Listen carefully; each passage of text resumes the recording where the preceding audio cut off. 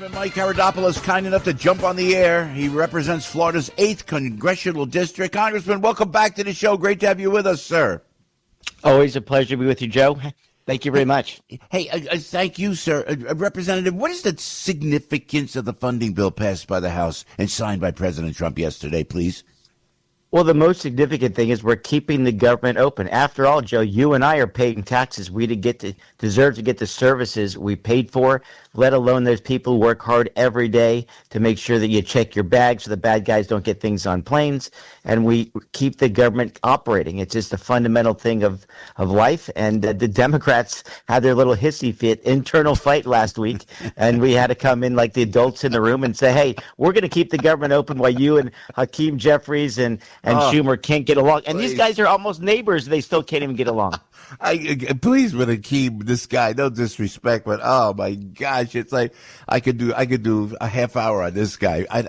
Because there's no initiative from the Democrats, Congressman. There's no like, here's what we're thinking, here's an idea. It's all against Donald Trump. So it was really epic to watch everybody in the Oval Office yesterday. But what do you say to the 21 Republicans who held out against President Trump? Did he know that was going to happen? That maybe that's kind of not a gameplay, but was he aware of that? Or are those indeed rogue Republicans, do you think, Representative? I never criticize Republicans like Democrats do to each other. My goal here is to operate, to move, to enact the Republican Donald Trump agenda. These 21 had some concerns with, we're still spending too much money in Washington. Remember, this was a bipartisan deal. We actually had people getting along with each other in Washington until the Democrats started fighting with each other. This was something where we in the House literally had a vote again on what we had passed almost 2 weeks ago because of the Democrat hissy fit.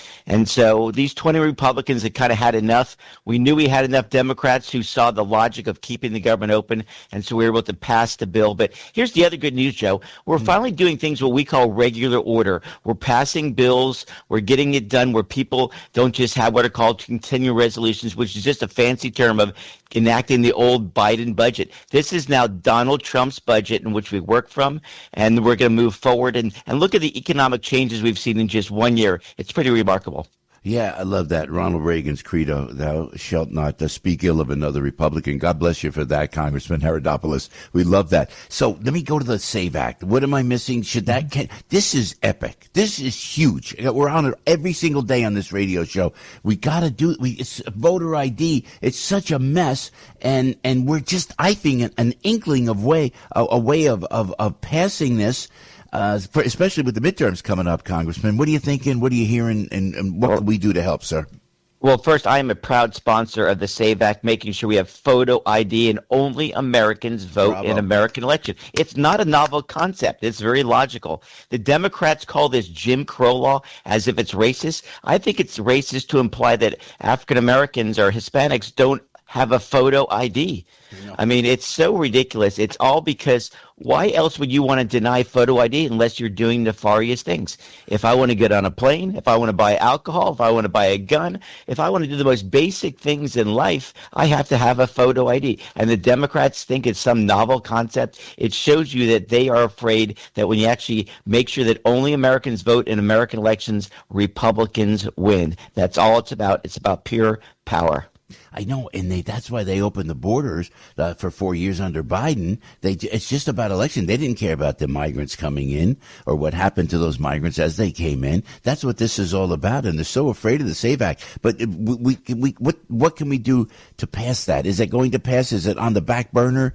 Is it going to happen? I'm not sure that I don't know how, by the way, Congressman Mike, how you keep track of this stuff, because they make it so difficult. Once you get in there, they have these laws and then other laws. And I think it's to confuse guys like me, the regular public. You know what I mean? So what do we do? That SAVE Act, I know it'll go through sooner than later. Your feeling, please, Congressman. Well, here's the great news. The House has done its job. Mike Johnson, our Speaker, has been just a miracle worker at times, making sure we pass things out of the House. As you know, know, the problems are usually in the Senate where you need 60 votes, or the Democrats will go and do a filibuster to stop a vote. We need every Republican on board in the Senate, and we need to ask John Thune. John, look, we understand some of the procedures in the old days about the Senate, but if we don't win this fall, the Democrats will enact things like making Washington, D.C. a state. They'll do things like pack the courts. They're going to break procedure. We need the SAVE Act for just the basics of all humanity,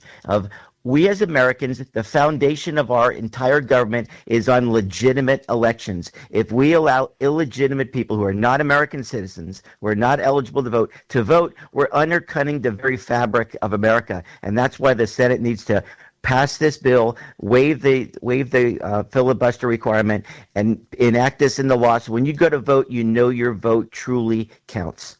It's huge. It's epic. It is so important that passes, and we appreciate your fight, Congressman. Are you in Florida as we speak? Or are you still in D.C., sir, if I may ask? I'm still in D.C. We have some big bills up this week. I represent the Space Coast. As you know, we're getting closer to going to the moon or at least around the moon for the first time since 1972. Myself and the Secretary of War we're at KSC getting ready for that launch. But this is an epic time, as you put it. This is time for Republicans in the Senate to stand up and make sure we pass the SAVE Act. And Joe, I can't thank you enough for what you do every day. You talk common sense. You just want to see the American dream for the next generation, and that's why you're fighting every morning. I really appreciate it. We're trying. It's the golden age, Congressman, and you're helping it happen. It's the golden age. Really, again, we have a lot of work to do, but the golden age is upon us, and we appreciate your fight, Mike Haridopolos. God bless you. Godspeed, sir. Come back when you can.